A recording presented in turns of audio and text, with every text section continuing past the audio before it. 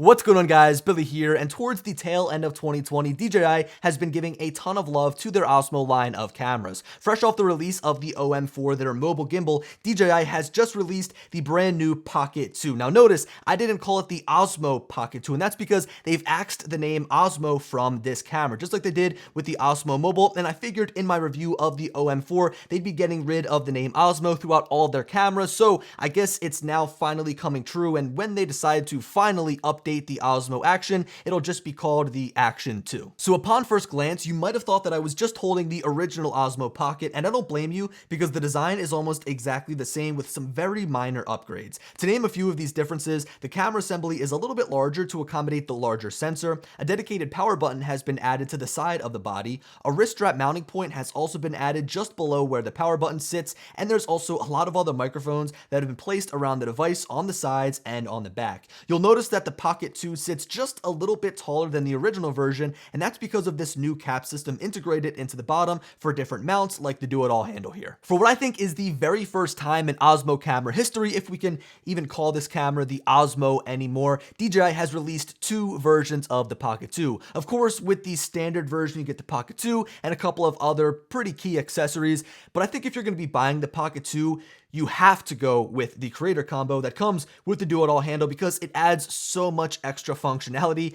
It really does it all. In all seriousness though, with the do-it-all handle, it gives you a forward-facing speaker, it adds a USB-C port to plug in and charge the Pocket, it adds an audio jack, a tripod mount on the bottom, and it adds Bluetooth functionality to connect to the Pocket with your smartphone wirelessly. Not to mention, on top of introducing all these great features to this device, the do-it-all handle totally changes the ergonomics of the Pocket 2. So as I mentioned, it has this cap system underneath. Right now, just the standard default cap is in place, and if we just slide that off of the bottom, the do-it-all handle then replaces it and makes the Pocket 2 taller. It gives you so much more room to grip this device. One of my biggest gripes with the original Osmo Pocket was how small it was. Now I know it's counterintuitive, it's supposed to be small, but I felt like I didn't have a good way to grip that camera, but now I can totally grip the bottom and not have to worry about covering any of the microphones or touching any of the buttons. It just feels so perfect in the hand to hold it like this, whether I'm filming or whether I'm just recording myself shooting a vlog. We'll get more into that accessory and the others that came with the Pocket 2 here in just a second because I want to wrap up the design by touching on the newly designed case. The first version that accompanied the original Osmo Pocket sort of had this strap that held it all in one place, which worked well, don't get me wrong, but the new case here ditches the strap for a tension system that keeps the Pocket in place, and I have no worries of it falling out because it fits really snug. I also want to point out that the LED is now fully visible while the Pocket sits in the case, so you can monitor the charging status without the strap getting in the way.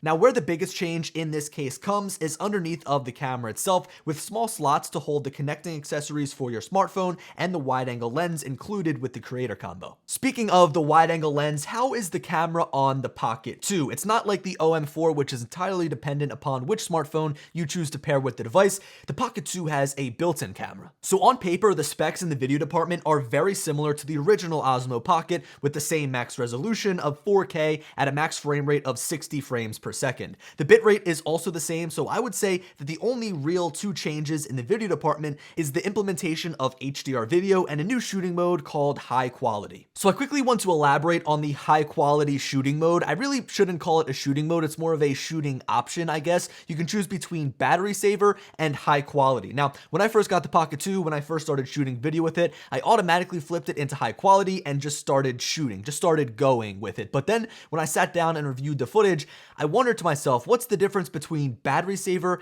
and high quality? So I reached out to DJI and they told me that when shooting in high quality, you get a higher max bitrate when filming video. Now, you do have a trade-off here. The device will get a little bit hotter and also it will kill the battery a little bit faster. We'll get into the battery here in just a second because it is pretty good on this device, but usually I'm somebody that'll take those two trade-offs for a higher bitrate, a higher quality video. So for me, it's usually a no-brainer just to shoot in high quality unless you want to use ActiveTrack 3.0, which only allows you to use the battery saver shooting mode, so you kind of got to pick your battles depending upon what you're shooting. Now moving on, I think the photo department is where we see the biggest difference, with a huge increase in megapixels going from 12 in the original Osmo Pocket to 64 in the Pocket 2. That means that when you look at the EXIF data and you're shooting in a 4:3 aspect ratio, it's going to spit out an image that is 9,216 pixels by 6,912. You and I both know though that the Pocket 2, this small little camera,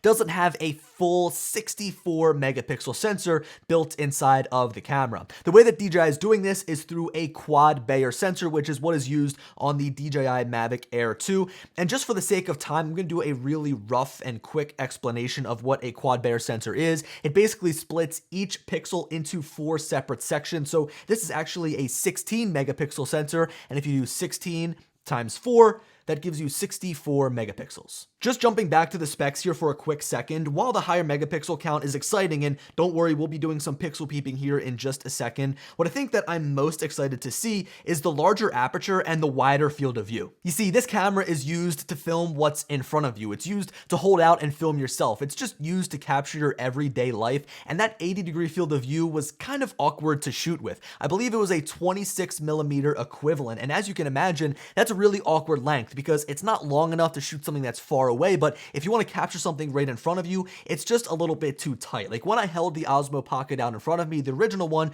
and tried to film myself, I felt like I was overextending my arm because the field of view was just way too tight. If I had to describe the wider 93-degree field of view, I would say that it's more comfortable to film with. You can hold it at just an arm's length away to fit yourself comfortably inside of the shot, and really anybody else that you have standing there with you, but you can also film something that is in front of you, what you're doing, without feeling like you're super far away. You see, that's got to be my biggest issue with action cameras. Sure, it's got a nice wide lens, you can put it out in front of you, easily get your head and like your whole entire torso inside of the shot, but as soon as you turn that camera around and try to film something, it's just way too wide. When you go back and look at the footage on your computer, it looks like that thing you were filming is like 20 or 30 feet away because the camera is just way too wide. And that's why I feel that the 93-degree field of view inside of the Pocket 2 is perfect, because it's wide enough to fit yourself in the frame easily, it feels comfortable, but also you can film other things that are going on without it feeling awkward, like they're too far away. So even though DJI left the specs alone for video for the most part, except for like the larger sensor size,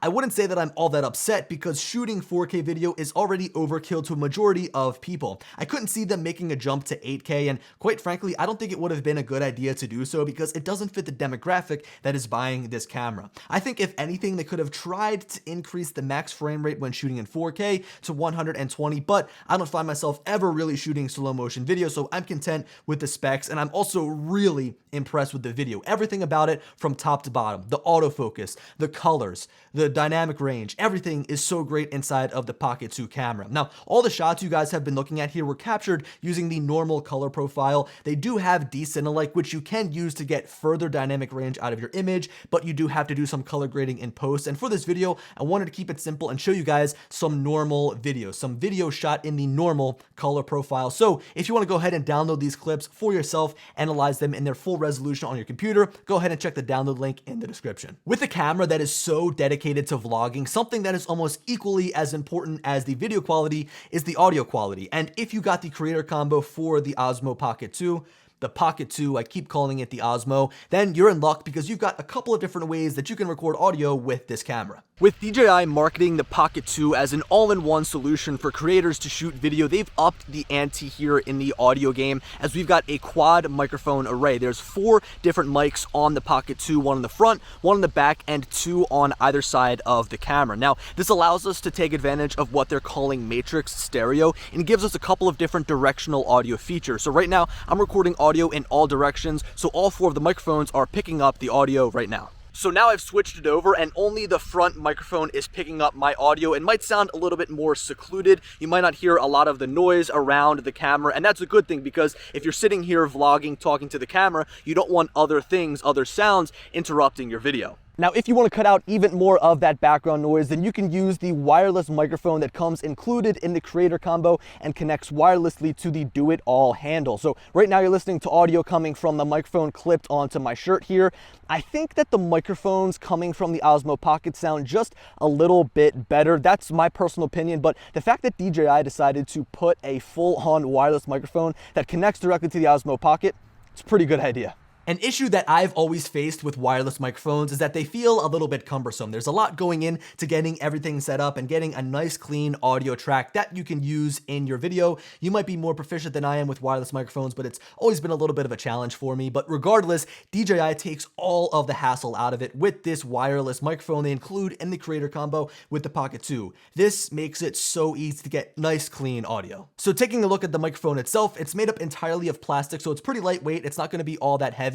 So it's nice if you want to clip this onto your shirt and use it as the actual microphone, and it's not going to weigh down the one side of your shirt and kind of make it look awkward. Now on the top, we've got this windscreen, which sits in there nice and firmly. It's pretty easy to put in and out, but if you accidentally bump on it, it's not going to easily fall out. Now underneath of the device, we have got a USB-C port for charging, as well as a status LED. On the left side, we've got an on and off switch. Just above that, we've got a button to link it to the do-it-all handle on the Pocket 2. On the back, we've got a clip to go on your belt buckle, or if you want to put it up on your shirt somewhere. We've also got a status LED hiding just under the side of the windscreen. And then underneath of that windscreen, we've actually got an auxiliary in port. So you can plug another microphone into this device and use it as a receiver instead of using the built-in microphone. This right here is really a great tool to use with the Pocket 2 because you can get such better audio that's a lot cleaner. Okay, so getting back on track here, how about those 64 megapixel photos though? You know, I never find myself shooting photos on the Osmo Pocket, or in this case, the Pocket 2. Because of that 3-axis gimbal, I just always saw it as a camera that was geared more towards video shooters, so I had to go out of my way to take these images,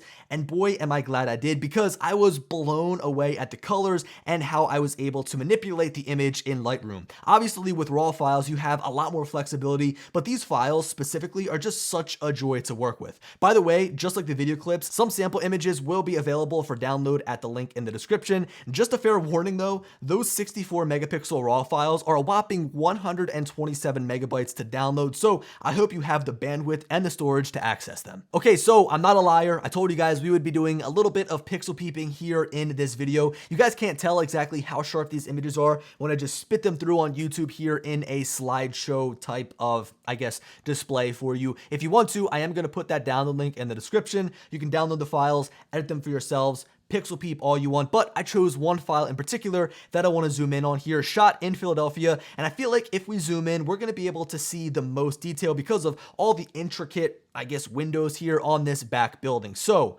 let us zoom in here in Lightroom. And yeah, that's pretty sharp, especially considering it came from a Pocket 2, a small little camera like this. That's sharp. That looks good. Now I can say that if we zoom in even further from here, you see how it kind of looks swirly? Like there's these swirls in the brick and there's the swirls in the window. So look, take it what it is.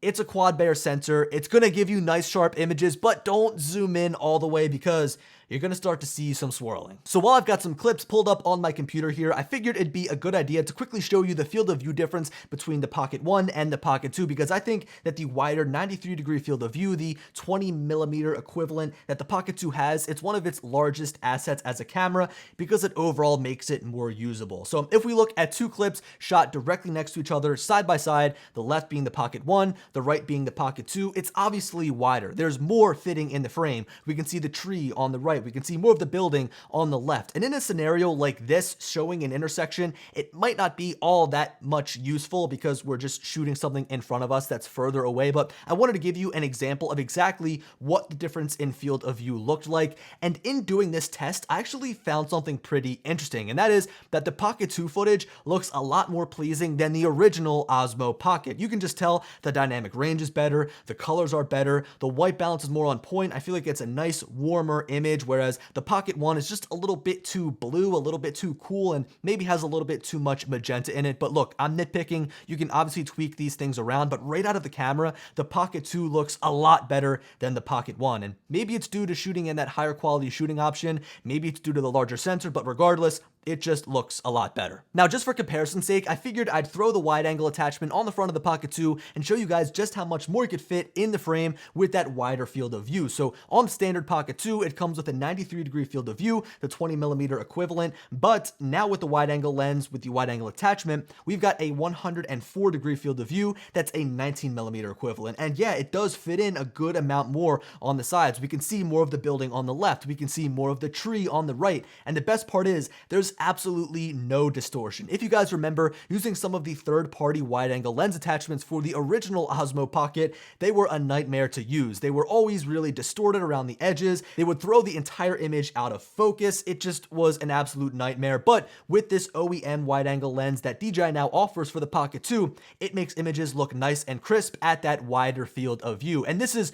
really, really helpful for when you're vlogging because you can relax your arm even more, put the camera a little bit closer to your face if you want to, and it's going to work out really well. The bottom line about the Pocket 2 camera is that it is great. They've improved everything across the board. They've listened to us about what we want to see, and just as a camera, it functions better. It's got better dynamic range, it's got better colors, and it's also got better autofocus with what DJI is now calling Hybrid AF 2.0. You can see just how fast the camera finds the proper focus as I move my wrist here in and out of the frame, which is great to see because the last thing you want to worry about is whether the camera is properly focused or not on a small screen like the one built into the Pocket itself or on your smartphone screen. Now, to quickly build off of the new reliable autofocus system, I can say that the convenience features that DJI builds into the Pocket 2 make shooting with it easier, and I'll take any help that I can, being a one-man band, shooting and being on camera at the same time. One of the standout features here is ActiveTrack 3.0, which really has just become standard in a lot of DJI's products as of recent,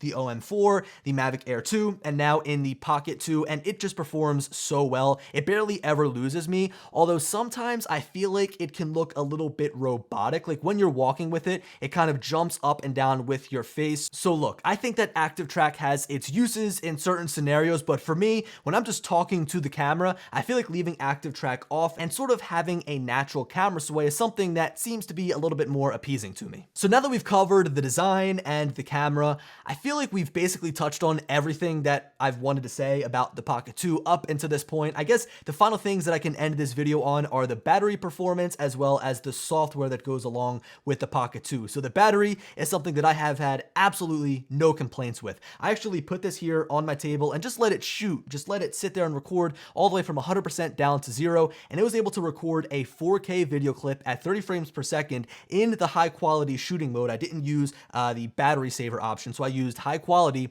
I could record a clip straight for an hour and 43 minutes. That's pretty good. I don't know of many people that record for longer than an hour and 43 minutes, and if you are, you can just shoot while plugging in and charging off like a battery bank, especially if you're someone that likes to do time lapses with the Pocket 2, which is something that I'd use this for probably more than just shooting video. It's my little time-lapse machine. If you're going to be doing that and shooting long-term time lapses, just bring a battery bank, plug it in, and you'll be fine. The battery is great on the Pocket 2. Now, the software experience is pretty much similar to what came in the version of the Mimo app that accompanied the original Osmo Pocket, but there are a few additions that make use of the new hardware, one of which is the ability to digitally zoom when shooting photos and videos. It takes advantage of that high megapixel sensor to go all the way in to 8 times, and look at how still that image is when we're zoomed all the way in. It's mixed with electronic stabilization, I would assume, as well as the mechanical stabilization of the 3-axis gimbal. And when you take an image zoomed all the way in at 8 times, it spits out a resolution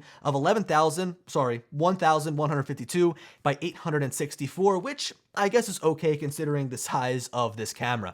Now also, you can digitally zoom in when you're shooting video up to 2 times when recording in 4K, which is good. I like the option to be able to do so, but you can definitely tell the quality degrades just a little bit. So look, if you're somebody that doesn't care about a slight degradation in quality, use it. It's going to be great for the times that you need it. If you're like recording your son's soccer game, if you're recording your friend doing something and you want to zoom in just a little bit, it's great that those options are there. Now, while you'll want to control the Pocket to mostly from your smartphone. You can use the built-in screen to change some of the different settings, and I feel like DJI did a really good job at making it feel more intuitive than what we got in the original Osmo Pocket. I feel like I can get to almost anything that I need to right there on that small screen because things are grouped appropriately and they're easy to find.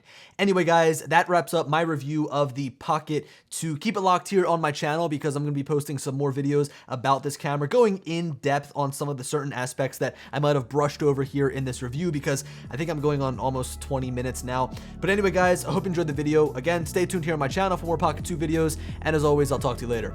Peace.